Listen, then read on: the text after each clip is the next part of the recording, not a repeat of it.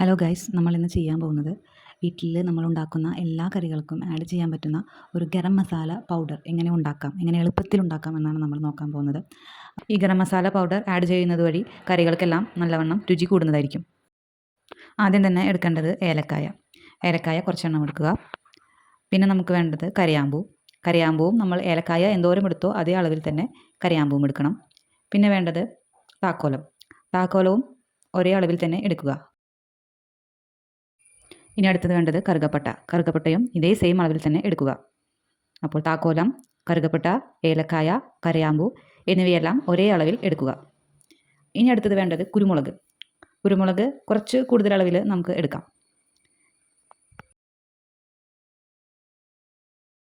ഇനി അവസാനമായി വേണ്ടത് പെരുംജീരകം നല്ലപോലെ എടുക്കണം. ബാക്കിയുള്ള ഐറ്റംസിനേക്കാളും കൂടുതൽ അളവിൽ എടുക്കണം. ഇനി ഇവയെല്ലാം നല്ലപോലെ വെള്ളത്തിൽ വാഷ് ചെയ്യുക. എന്നിട്ട് ഒരു അരിപ്പയെടുത്ത് ഇവയെ അരിച്ചെടുക്കുക. അപ്പോൾ നമ്മൾ ഇവയെല്ലാമാണ് എടുത്തത്: ഏലക്കായ, കരയാമ്പൂ, താക്കോലം, കറുകപ്പട്ട, പെരുംജീരകം, കുരുമുളക്. ഇനി നമുക്ക് ഇവയെല്ലാം ഒന്ന് വറുത്തെടുക്കണം. അപ്പോൾ അതിനായി നമ്മൾ സ്റ്റൗ ഓണാക്കി ഒരു ചട്ടി വെച്ച് അതിലേക്ക് ഇതെല്ലാം ഇട്ടതിന് ശേഷം ഇതിൻ്റെ നനവെല്ലാം പോകുന്നത് വരെ നല്ലതുപോലെ ഇളക്കി കൊടുക്കുക.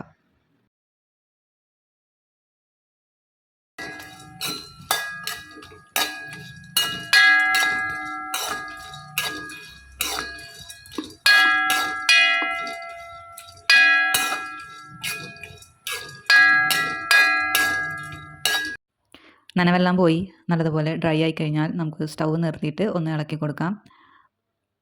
കരിയാതെ എപ്പോഴും ശ്രദ്ധിക്കണം. കരിഞ്ഞു കഴിഞ്ഞ് കഴിഞ്ഞാൽ മസാലയുടെ ടേസ്റ്റ് തന്നെ ആകെ മാറും. അതുകൊണ്ട് നനവ് മാത്രം പോയാൽ മതിയാവും. ഒന്ന് ഡ്രൈ ആയാൽ നമുക്ക് നിർത്താം. ഇവയെല്ലാം എന്നിട്ട് ഒരു പരന്ന പാത്രത്തിലേക്ക് ഇട്ടുക. എന്നിട്ട് അത് നല്ലപോലെ പരത്തിയിടുക. അപ്പോഴാണ് അതൊന്ന് ചൂടാറുള്ളൂ. ചൂടാറിയതിന് ശേഷം മാത്രമേ നമ്മളിത് മിക്സിയിലിട്ട് പൊടിക്കാൻ പാടുള്ളൂ, അല്ലെങ്കിൽ മിക്സി കേടാവും. ചൂടാറിയതിന് ശേഷം നമുക്ക് ഇനി ഇവയെല്ലാം പൊടിച്ചെടുക്കാം. അപ്പോൾ നമുക്ക് മിക്സിയുടെ ജാറിലേക്ക് ചൂടാറിയതിന് ശേഷം ഈ ഐറ്റംസ് എല്ലാം ഇടാം. എന്നിട്ട് ഇവയെല്ലാം പൊടിച്ചെടുക്കാം.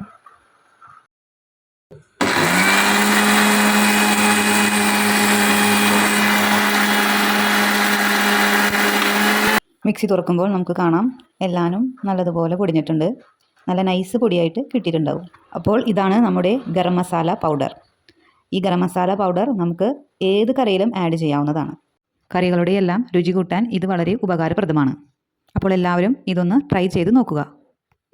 അതോടൊപ്പം ഇങ്ങനെയുള്ള വീഡിയോസ് ഇനിയും കാണുന്നതിനായി ഞങ്ങളുടെ ചാനൽ സബ്സ്ക്രൈബ് ചെയ്യാൻ മറക്കരുത്. ഈ വീഡിയോ ഇഷ്ടമായെങ്കിൽ ലൈക്കും ചെയ്യണേ.